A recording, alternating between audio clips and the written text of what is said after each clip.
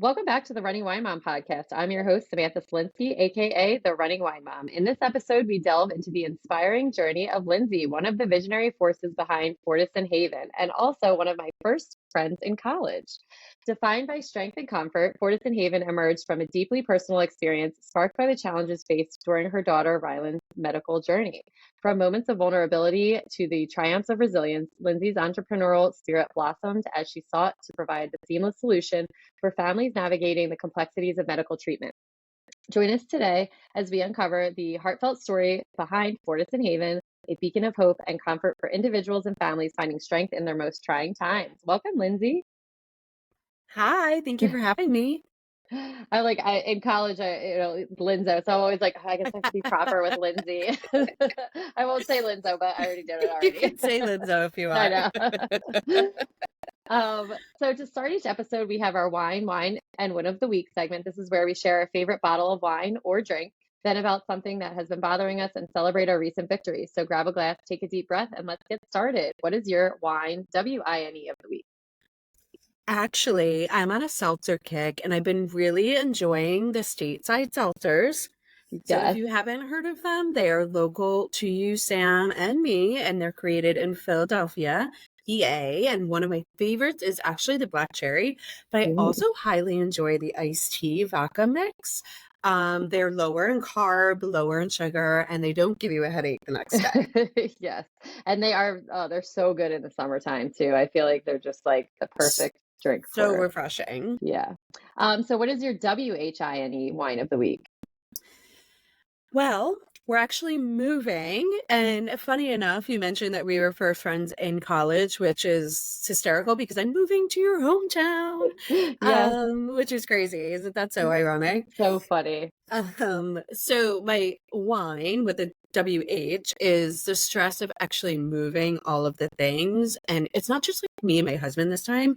It's with two kids and a dog. So these little people have so much stuff. And although that comes with a win of the week, and that is purging. Yes. So I got to purge and declutter and get rid of so much nonsense. Just things that we had hanging around the house. So if you know me, well, that's a huge one in my book. I hate clutter. So That's awesome. And I always like we are hopefully in our forever home, but when I moved into it, I was literally living in a bedroom in my parents' house and I'm like, how do people move like their entire homes? This is not something I ever want to do um like ever again. I'm not sure I will do it again. Yeah. Well, I hope not. I hope you love where you guys are because, like we said, it's such a great area, the development you guys got into. So I think you'll love it. Thank you. We're excited. So I always like to ask my guests, what is one struggle that you have overcome leading to where you are now, and what is one thing you're most proud of in your life? So I don't know. This is a tough question, but I think I was always the kid that had to study or do research to get the good grades, and I had to actually like do work and study. So I always wish I was that kid that could just sit in class and slide by. Sorry, mom. However, fast forward, I think it's helped shape me into who I am now. And I'm big on just reading articles and doing research. And that probably explains why I almost went for a PhD, but then I got pregnant and put that on the back burner. Um, what is one thing that I'm most proud of is actually there's two things. And I am most proud of my two kids. They're my world. And people say it when, oh, your kids are your world. You're the most proud of them. You don't really think about it until you actually do have kids and you're living it and you're able to see, I mean, and the milestones and everything they do, not everything they do, but most of the things they do in terms of hitting the milestones makes you really, really proud. So, Yeah, my pride it and is joy. so it's so cool to just see them be these like, well, first of all, you grow them, and then they're like they just need you to like keep them alive. And then all Yes. of a sudden they start developing these like personalities. You still have to keep them alive, but they have all this growth. And that is just something every day I'm like, oh my gosh, I can't believe that it's so cool to watch you develop and grow. And it is, I feel like something that It's you don't amazing. understand until you um kind of experience it. It's Um, amazing. all right, so the running wine mom, we start off with some fitness. How do you stay active? So, like I said, I hate clutter, so I'm constantly cleaning and obviously chasing my kids because the youngest Aaron is almost 1, so he's all over the place. Mhm. But besides all of that, I do go to the gym about 4 or 5 days a week. That hasn't happened recently because of this whole move, been Yeah, a little chaotic. Um, so I guess 4 to 5 days a week is pretty much yeah, how I stay active, is just going to the gym. that's awesome. And how do you stay motivated to maintain your fitness routine? So that's a good question. It's really just my mental outlet. And so since I had Aaron about a year ago, so it's gonna be 1 in March. And then I went back, I was on maternity leave for about 6 months. I was still working out, and then I went back to work. But when I went back to work, it was difficult finding time to build in that routine again, now that you have 2 kids and now you're Mhm, working full time. So I typically really like to go in the morning, and then I come back and sign on for work for the day. But I think the hardest part is that I am remote. Or I guess even being remote or in the office is that you only get to see your kids for a few hours out of the day. So see them at, like, an hour or two in the morning, and then an hour or two at night before they go to bed. So you lose that time with them in the morning, mhm, on the nights, and on the weekends. So building into my day, being remotely makes that a little bit easier, that I can sneak out on my lunch break. So that's been super helpful. And also just taking a good tip from you and your social media, we're finding a gym where I can bring the kids to the gym. mhm. It's So that I'm is hoping that keeps me motivated a little bit yeah. more. It really I probably have said it in, like, almost every episode, but, like, literally, that is the biggest thing, and the other thing too, like, with our gym is that we have activities for the kids to do, so, like, I sign Willow up for something, and then I might not, like, wanna go to the gym, but I'm like, "Well, I have to go anyway because she's doing whatever, gymnastics or, you know, dance or something Mhm. like that." So, yes, if you can find something with kids, club or something, it's really helpful. Yeah, I love that for you. What struggles do you have to stay healthy and fit? My biggest struggle is carbs. Mhm. Mama loves her carbs. I Same. I overindulge, I'm sure. It's okay. Can you talk about your relationship between mental health and physical fitness? Sure, I think I have a pretty good mental health, physical fitness relationship, but it is huge for me. Like I said, that's my mental outlet. Mhm. Um, it's where I go. I release my stress. If I can get to the gym and just let it all out, leave Yeah. it there, which I usually am pretty good at doing, then it makes a better place for me, for my family, for everybody around me at home, work. And it doesn't always stay at the gym. So Yeah. um the gym usually helps take me off the ledge and just let it out. So I would Love that. say my relationship there is great because that is my outlet. Mhm. So important, especially in parenthood, to, like, get that release instead of, taking it out on maybe the kids or your husband. Getting it out in the gym, I think, is really a good, at least, channel for it, and then maybe they get a little bit of it. Of Uh, course. so let's get into parenthood. Can you tell us about your family? Sure. So Ryan is my now husband. We met back in 2013. He might be listening to this and might be like, no, we met earlier. I think it was 2013. We started dating a few months later. Not sure if we ever made an official date when we Mhm, started dating. So we just go off the day we met. But then we later got engaged, we got married, of course, always dreamed of the family. mhm. And we first started getting our feet wet by getting a dog, because if I keep the dog alive, then we can keep kids alive. It was like a trust Yes. because I can't keep a plant alive. So, Me neither, man. I can't. and then we adopted our Beagle Jack Russell mix. His name is Fletcher. So if you ask me, I just like the name, but if you ask Ryan, he's named after Fletcher Cox on the Eagles. Uh, so Yes. I just like the name. But anyway, when the time was right, we had our little Rylan, and she was born in 2019. Rylan is now 4 years old, and she's named after us. It's a combination of our names, Ryan So and cool. Lindsay. So we always said we wanted to have a big family, maybe 4 kids. I don't know. My brother has 4 kids now, so I might rethink that decision. However, we always said we wanted to have a big family, but unfortunately, God had different plans for us. We did struggle with secondary infertility, so we did the IVF process and did treatments for 2 years. And then we were blessed with our little miracle baby, Aaron. And Aaron gets his name because it means miraculous. So that's where Aaron comes from. Oh. And if we were blessed with another, I mean, we would be over the moon. But in the meantime, I'm loving my little family and the one daycare payment for right now. Yeah, seriously. Um, so for some, because some people might not know what secondary infertility is, can you just give like a brief explanation of kind of what that means? Sure. So secondary infertility is when you're able to conceive no problems the first time, and then you go to try again and you're not able to. There could be many reasons why, or it could just be unexplained, they say, where they don't know what the reason is. So Hmm. Yeah.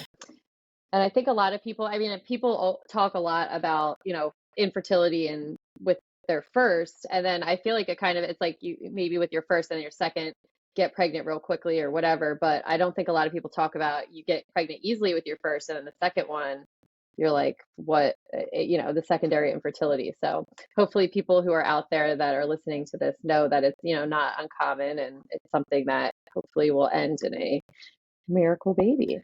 it is actually, as we went through the process, I learned more and more people that I knew had it. So Hmm. it's more common, I think, than people realize. Yeah. So what were you least prepared for in parenthood? Everything. As we all know, as parents, there is no manual. Well, No. those who are parents, there is no Yeah. manual for parenthood. So, literally grabbing it by the horn, enjoying all the ups and downs it has to offer. But I think if I were to look back, I think Ryland's sickness was one of the scariest moments. And Hmm. I'll talk about that when we dive into Fortis and Haven. But yeah, that was probably one of the moments that I certainly was not expecting nor prepared for. Right. Yeah, we will definitely talk about that in just a little bit. But first, I want to know what your parenting style is. So I think Ryan and I are really good at staying on the same page. And I think staying on the same page is super important in parenting, in terms of mom and dad, whether you live together, you co-parent, whatever that situation is, being on the same page is super important. So we're by no means gentle parents. As a matter of fact, we do get told often how well behaved Rylan is, and my response is that's because I'm a mean parent. Yeah. But what we learned is to just talk to our kids, or I guess like Rylan at this point, because Aaron's a little too little Right. to understand. So that means pulling her aside, especially when we're in public, and getting down to her level and better understanding why did you do what you did, Hmm. or whatever it was, and then just listening to her reasoning and then explaining to her why it was not a good idea, or Yeah. whatever it was that she did. We've seen our family and friends all do that. No, no, no, Right. stop that, no. And it just doesn't seem to work. The Mm-mm. action always happens again. So we legit just talk to her like she's an adult, and we have since she was like 2 years old. And then we just let her know that in some cases her feelings are valid, but that doesn't make it okay to do whatever you did. And we just talk about alternatives or solutions, especially now that she's 4, learning solutions or to problem solve. And what do we do in that situation? You don't like Aaron taking your toy. What are we going to do about that? Right. Because you crying is not going to get him to not take the toy. Yeah. So that we talk through it like that. So it sounds like gentle parenting, but don't Yeah. worry, we still have our moments. We still do a lot of screaming too. Yeah, and that is, I guess what like that is really the definition of gentle parenting, what you are talking about. And I think it does get lost in translation of like, what there's different levels of like gentle and most people that gentle parent are really like passive parents kind of because they're not really giving the consequences. But I posted a TikTok the other day about like, don't feel bad if you're not gentle parenting. Like, I was just trying to make people feel like you don't have to conform. And like, people came for me in the comments. Like, the one person was telling me how she was felt that I was like what did she say? Something about how I was promoting psychological damage to my students, and I was like, I didn't like promote abuse or anything. I just said like if you yell at your kids, it's okay. Like we got it's It's not like okay. They'll get yeah. over it. But anyway, I was like, okay, well, maybe that didn't go as planned. But yeah, I think everything you're doing and what you're saying, it is so important. And we do forget they're little humans. And, when when we mess up, we probably want someone to just talk to us, talk it through. So just doing that with your kids and having boundaries and consequences is just really important. And Yeah, I sometimes mean, yelling. she's 4, so, like, now Yeah. she's at the age where she's inquiring why, why, Yeah. why? So, when we tell her not to do something, we get the why. So, Right. that obviously probably started when she was 2, the curious of, "Well, why am I not supposed to do that?" You know? Right. So, it's like, "Well, this is why. If you jump on the couch, you're gonna get hurt." Like, it's as simple as that, instead of just saying, "No, don't jump on the couch." Like, Yeah. just giving them that little bit of a why, I think is Yeah. just Yeah. it's I just a think game changer. Yeah, I agree. I totally agree with you. And I did read something somewhere where like you should only say no in situations where it's like you're going to get hurt. Like no, don't do that if they're in like imminent danger, because then the like no gets kind of like lost on everything. So when you're just using other words like you're just saying, like if you jump on the couch, you're going to get hurt, then they make that connection, especially as they get older.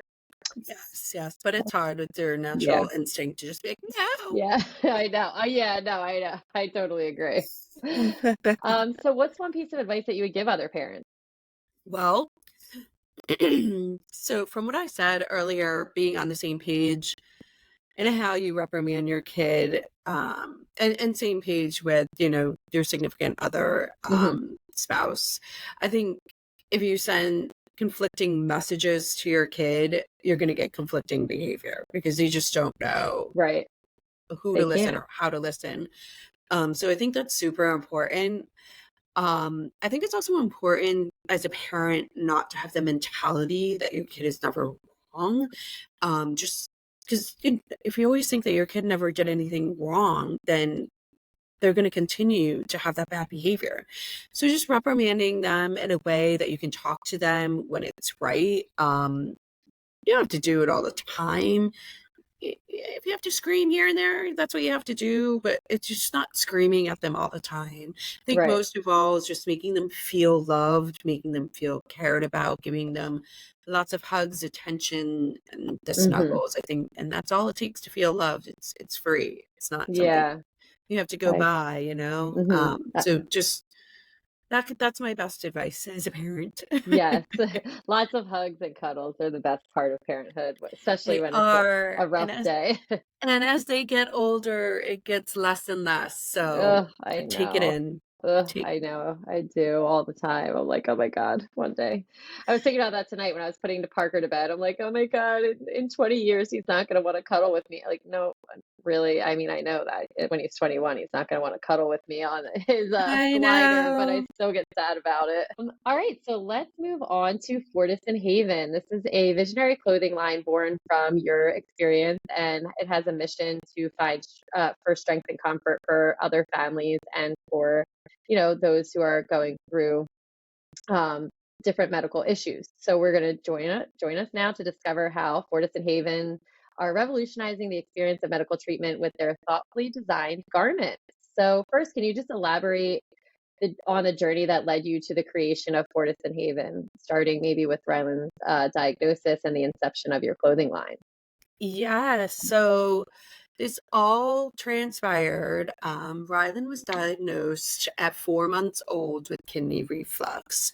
Kidney reflux, her uterus going from her bladder to her kidney was short. So that resulted in her constantly getting UTIs, Mm-hmm. and the urine and bacteria flowing back up into the kidney, which Mm. then resulted in blood infections. So that required many hospital visits and extended hospital stays.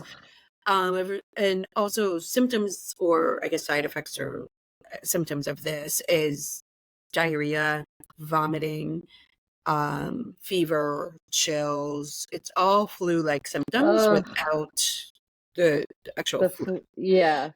So it's very important that I always say, and I've told this to a couple people, when they feel like their child has the flu, but it's coming back negative, but they still have these flu-like symptoms, especially if it's a girl, to have them get checked for UTI Mm-hmm. because it could very well be a UTI. And so the first time this happened, it was very scary. I decided to stay home with her that day. She had a fever, but it was, kind of on and off. Mm-hmm. So I stayed home with her from work and she stayed home from daycare. And as the morning progressed, she was shaking. She was white. She was Ugh. vomiting everywhere, like bile. And she's 4 months old. It's Yeah. Oh my little. gosh. So with that being said, being a newborn, there's lots of diaper changes, the blowouts and all that comes with that. So a lot of clothing changes. So we were in the hospital. For the first time, it was about a week we were there. And it just became cumbersome. Every time we had to change her because she vomited from whether it was just spit up or vomit from being a newborn or vomit from the kidney reflux and what was happening, from that medical issue alone. Whatever it was a lot of changing of the clothes. So we would have to Mm-hmm. call the nurse would have to come in, undo the IV. And now it doesn't seem like it's that much, but when you're in the moment as a mom to change your kid, you just want to change them. So I have Yeah. to stand there and wait. And like that 5 minutes felt like 50 Forever. Yeah. forever.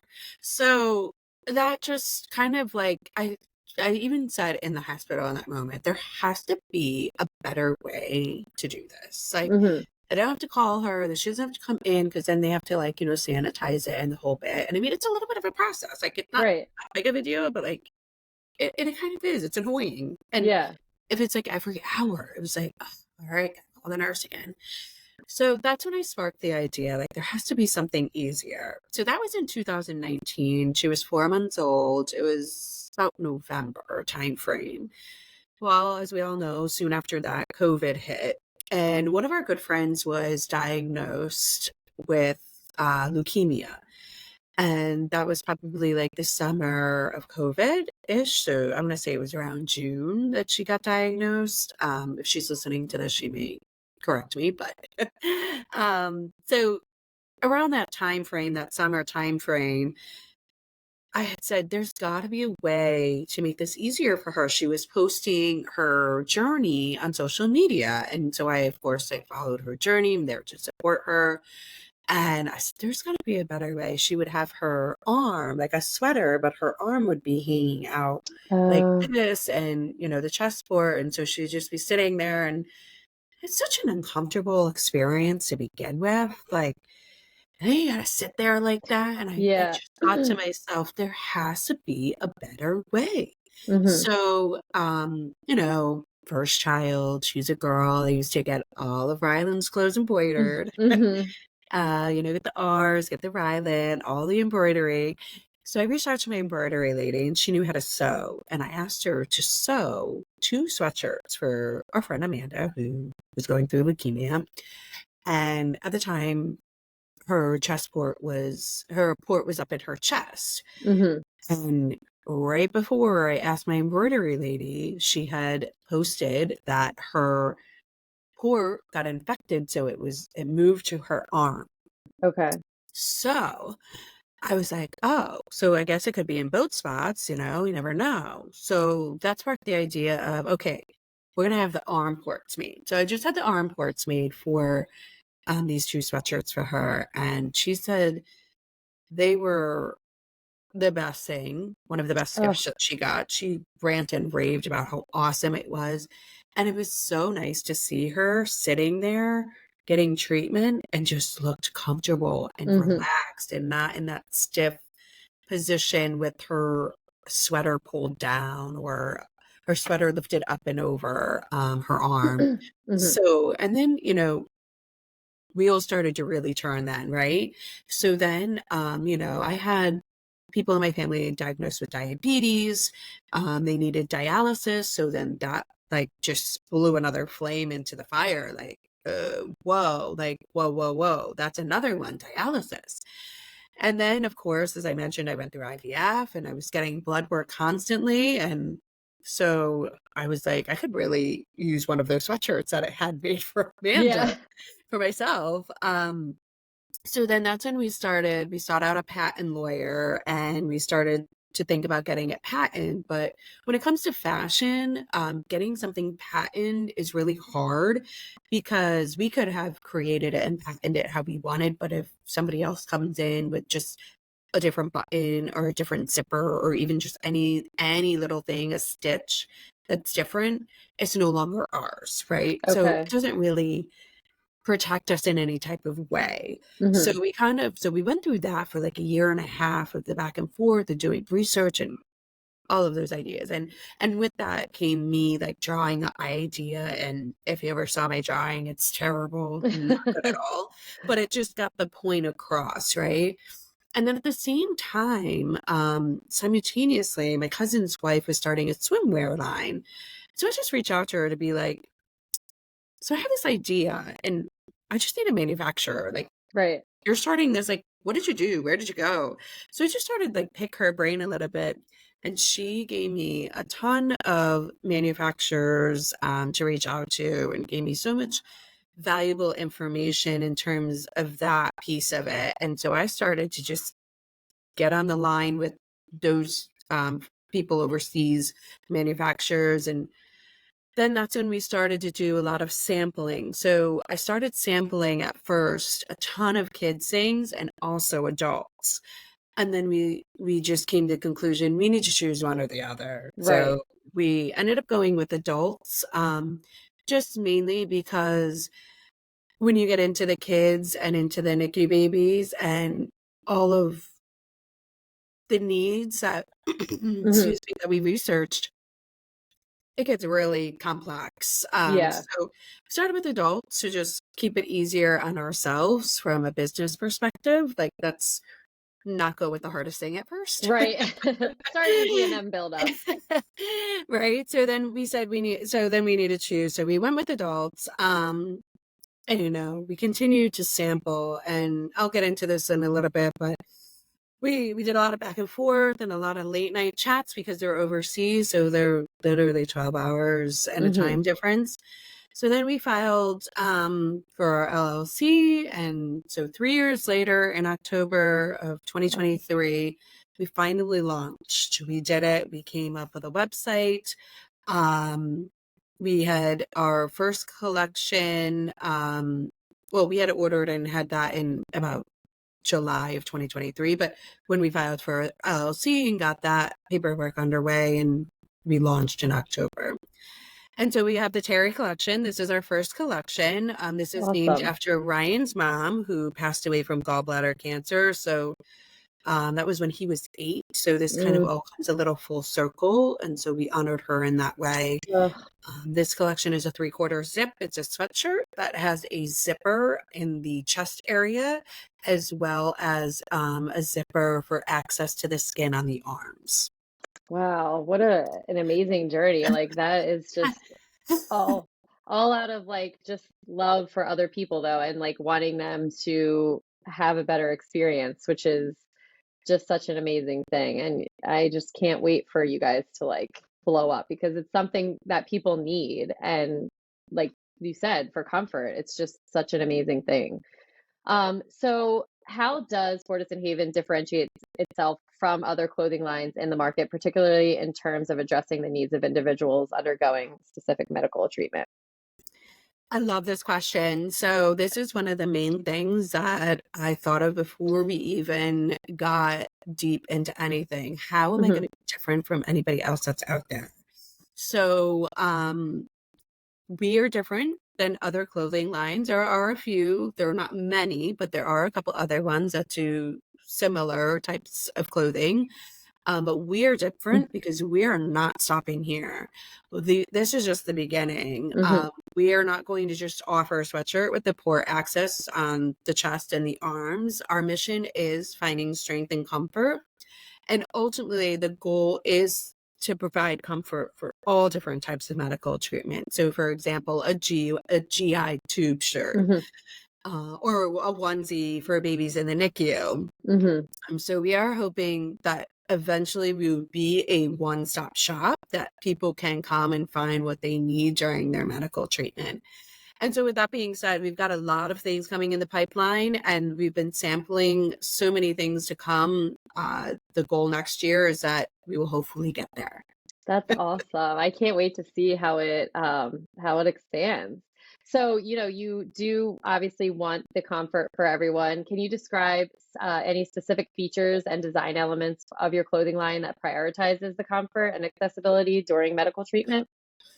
Yeah, so for the cherry collection, like I said, we have a zipper. So this zipper Hmm. is hidden. It's a dual zipper. So Okay. what that means is that, and I'll just describe the chest for example. So there's a dual zipper on each side. So you can zipper either both all the way down and just have it, all the way down, or you can open it so it almost forms a hole in the middle. And so that's where the Oh, tubing would come out. okay. So these are on both the chest and the arms. They're what we call hidden zippers. They're just the tinier zippers, so you can't really see them. And then they're the dual zippers as well. But this again allows for the tubing to go through. You can use this for chemo, dialysis, IV infusions, IV hydration. So whatever it might be that you want inserted directly through your shirt. The person doesn't even need to pull down, like I was saying, Amanda would pull down her sweatshirt off her Hmm. shoulder. You don't need to do that anymore. You don't have to lift up your shirt.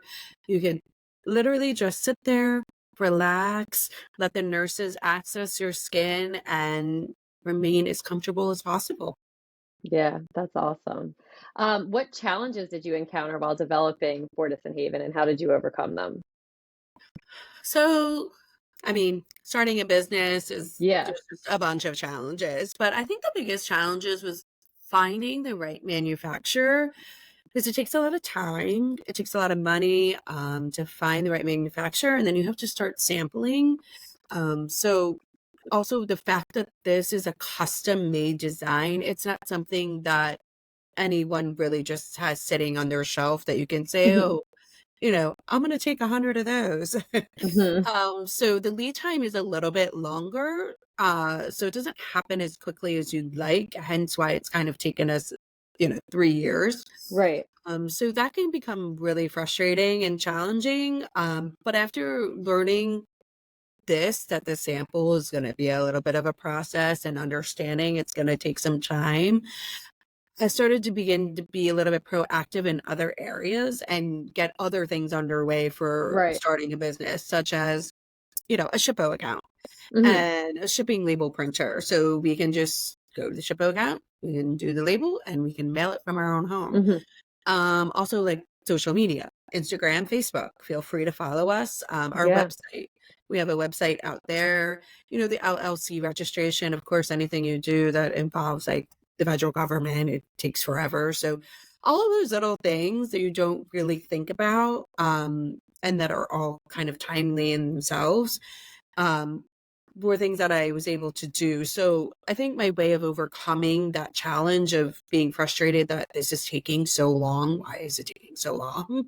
Yeah. um, it was just, finding the right manufacturer and understanding and realizing the circumstances of who you're working with. So I think that's why it was important to find the right person because, the Yeah. communication with them as well. And then just remain positive and proactive rather than just getting impatient and frustrated. So I definitely felt that in the beginning, but as you start to work through the kinks and you find other ways and to deal with it. Yeah. And I think that's something that a lot of people, I was talking about this yesterday with one of my guests, and just people are a little bit afraid to start. And, like, for example, with you, if you would have just waited until everything was perfect, and then now you got to, and then you have to do all this other little stuff, like, create the LLC or get the shipping thing, then you're like, it might seem like overwhelming. So it's kind of like, just start it, and then you have all this other stuff to do anyway, so you might as well check all those boxes Exactly. while you're waiting for this box to be checked. And Exactly. there's never a lack of things that I feel like you have to do. So, I love that you Always guys something. just went for it. Always something. Always something. I feel like there's so many things that I don't even know what there is to do anymore. That's all right. You'll get there. So you did talk a lot about like you guys are starting with the adults, you want to get to the children. What is like your main goal to ensure that your clothing line meets the diverse needs of both the children and the adults? So I think the goal and what I do to ensure that we do meet those needs is research. And like I said earlier, that is probably where it's benefited me later in life, Hmm. is that I've researched a lot of different needs for both adults and children. So like I said, the children in the NICU or adults, there's the chemo, there's the IVF, IVF blood work, there's the IV infusions, there's the IV hydration, there's dialysis. So there's many different needs out there. And same for children, the cancer children, some children are on dialysis, there's the NICU babies, there's so much. And there's probably so much out there that I don't even know. Hmm. So just trying to understand what the needs are that are out there. And then just started drawing up my ideas and sending them to manufacturers to create those samples that I thought would meet the needs. I'll tell you that some of the samples that I did were completely like, why did I do it like this? So as we started to get those samples, which was a lot for both the children and the adults, we started to donate those samples, and Okay. we would donate them to family and friends.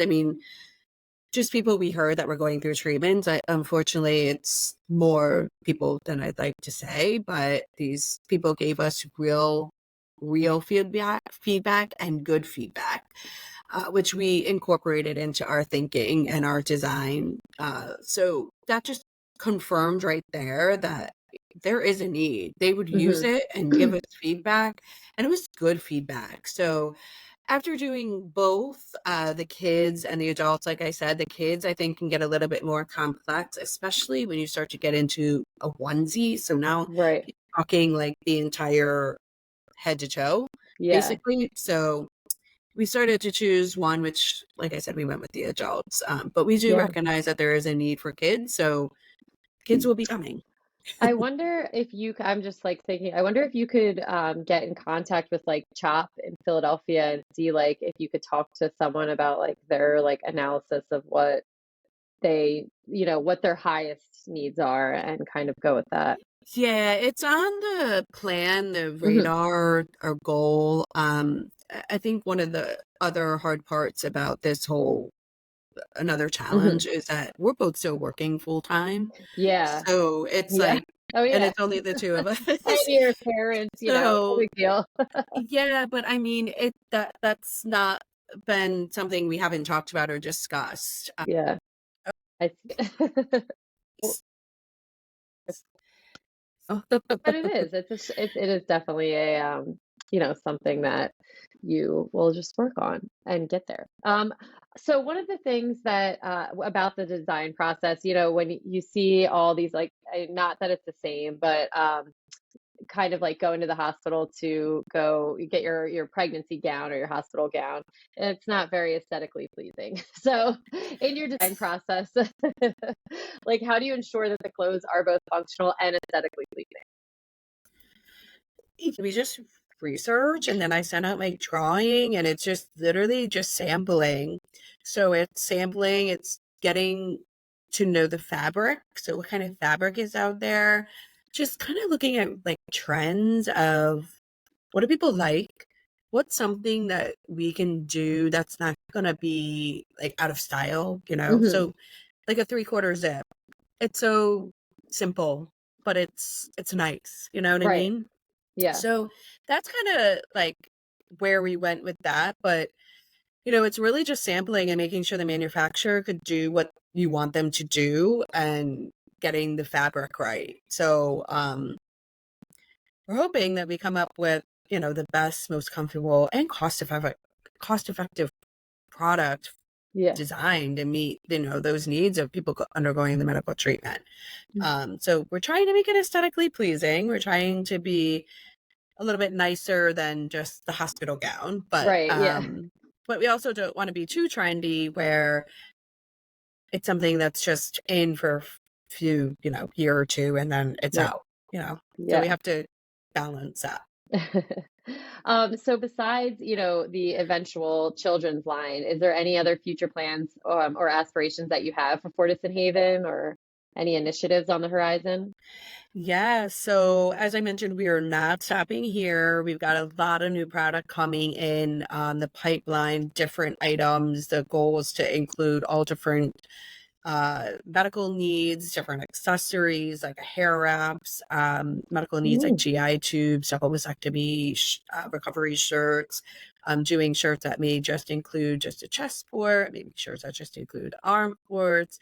So looking at all different items and looking at the kids and getting into the more complex items with the onesies, and looking at the onesies from a stance of metal versus Velcro and things like that. So a yeah, lot of stuff going on.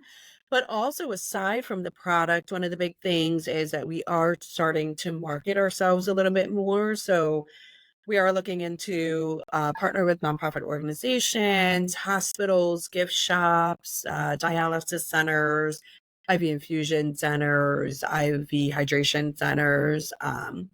In the next month, we will actually be attending 2 health events in the area, somewhat locally. One is about 2 hours away, but somewhat local to us. So that'll be that's the first cool. kind of big step Launch. towards Yeah. marketing. Yeah. And so we've got a lot going on, and Yeah. we're just looking forward to what our future holds at this point. So So awesome. I love it. I love it so much. The one thing that I didn't ask, could you explain the significance of the name Fortis and Haven in the context of your brand? definitely. So it does hold a little bit of a meaning. Fortis and Haven. So Fortis, it came about because Fortis means strength in Latin and Haven means comfort. So our mission or our slogan is finding strength and comfort. And I think that's so fitting for this. So Yeah. that's where we come up with the name Fortis and Haven. I love it. And I always love like people that have, you wouldn't know from just like Fortis and Haven unless you knew Latin or, that's what it meant. I love them that it sounds like a good company name. Like it sounds good but it means, that it's it has the meaning too. So I love all that kind of stuff, the marketing background of it. Yeah, and it's weird. Like, my kids' names and my dog name, apparently, Yeah. if you ask Ryan, has a meaning. So Right. everybody's name has a meaning. So Yeah, I love that. just So stuck with it. what advice would you give to other entrepreneurs looking to start a business aimed at maybe addressing unmet needs, whether it is in the medical industry or just in general? So there are many times in this process that I've asked myself, what are you doing? Like, there's a lot of money. There's a lot of Right. time. Like, seriously, Linz, what are you doing?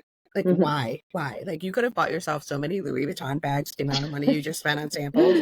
What are you doing? Right.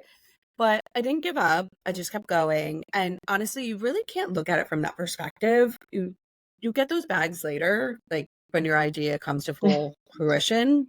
Yeah. Um, so my advice is that if you have an idea, just do it. Go for it. Mhm. Don't worry about what could be, should be, who said what. You hear people talking, oh, I don't know about that. You might get some funny faces from people when you explain your idea to them, and you might hear that it's a great idea, but you just have to go with what you want and just don't give up. And no matter how many times or how hard it can feel and be in that moment of, what am I doing? Just Yeah. keep going. You've got to do your research though. You got to do your due diligence and understand your market and just keep going. And, one thing my dad said when we did this, that if starting a business was easy, everyone would be doing it. So I it's not totally agree. easy. And keep moving forward. And everything that you're doing it could be like world changing and life changing for so many people who are just in like I feel like when you're in a scenario, especially being in the hospital, it's like you already don't want to be there. You don't want to be getting all this stuff done. And now, oh, you have something comfortable, like just that is the basic needs of what people want. And the fact that this hasn't already been thought of is actually kind of like, what? How did nobody, like you said, like, how did nobody think of this before? And like, it's so necessary for people. People are, they need it. There is a need, and that's what we said, if we can just be a sliver of someone's story Hmm. in terms of just that little bit of positivity and making them feel, that little bit of comfort in a hard time or during a hard time, that's all we would hope for, is just Yeah. to alleviate some of that little bit of stress and Yeah. discomfort. So Awesome. really hoping that we can continue to follow that mission and goal. Yeah, well, that's awesome. Well, I think that's probably a good place to stop. So, all right, that's going to bring us to the end of another episode of The Running Wine Mom. As we conclude this episode, Lindsay's dedication to empowering individuals through comfort and strength shines brightly. From Ryland's courageous battle to the expansion of Fortis and Haven's vision, Lindsay's journey embodies the transformative power of love, resilience, and innovation. Through her unwavering commitment to making a difference, Lindsay has not only created a clothing line, but a beacon of hope and support for countless individuals facing medical challenges. As we reflect on her remarkable story, we are reminded of the profound impact that one person's passion and determination can have in bringing comfort and solace to those in need. And as always, if you enjoyed this episode, please consider subscribing, leaving a review, and sharing it. You can also follow me on Instagram at the running wine mom _. And Lindsay, where can the listeners find you? Thank you so much for having me, Sam. Thank you. Viewers can find us on Instagram at Fortis and Haven, also on Facebook at Fortis and Haven, and then also they can check out our website, www.fortisandhaven.com. Perfect. And I will link all of that. Thank you so much for Thank joining us you. today. Yes, remember, you are strong, you are capable, and you are all amazing. Until next time, keep running, keep sipping, and keep embracing the joy of motherhood. Cheers, and I'll be back next Tuesday. Yay! Cheers. Cheers! Thank you.